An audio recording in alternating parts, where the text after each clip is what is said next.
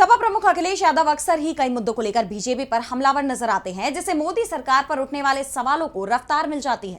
और अब एक बार फिर अखिलेश ने बीजेपी पर आरोपों का ऐसा ठीकरा फोड़ा है जिससे मोदी सरकार की नींव हिल गई है। तो क्या कुछ कहा अखिलेश ने, जानने के लिए देखिए ये रिपोर्ट। विपक्ष हमेशा से कई मामलों को लेकर बीजेपी की घेराबंदी करता रहा है, जिससे सरकार की टेंशन बढ़ी रहती है। और अब सपा प्रमुख अखिलेश यादव ने बीजेपी की टेंशन को और बढ़ा दिया है।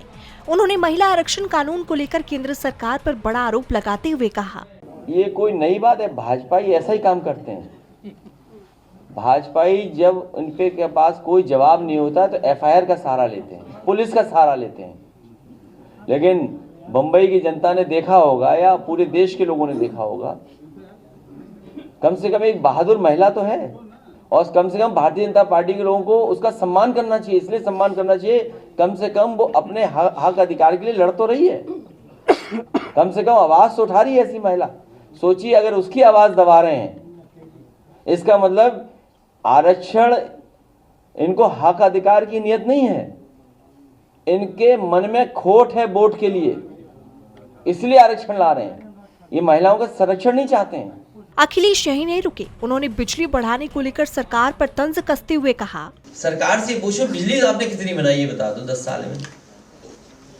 कुछ सोलर प्लांट तो लगा दिए, लेकिन एक भी थर्मल प्लांट नहीं लगाया। बताइए कहीं प्लांट लगाया हो तो बता दो आप। और सोलर प्लांट भी लगाया अपने लोगों को लाभ देने के लिए। इसीलिए जब पत्रकार साथी ने पूछा गंगा एक्सप्रेस वे, तो मैंने कहा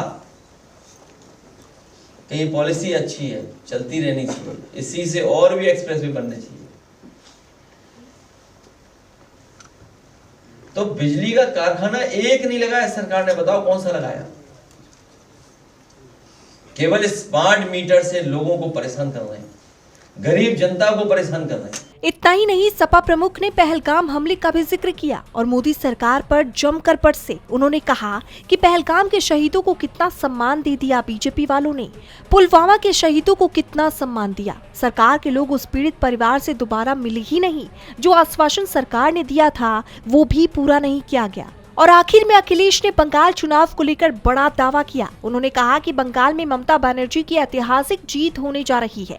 बीजेपी चाहे जितनी कोशिशें कर ले, जीत टीएमसी की ही होगी।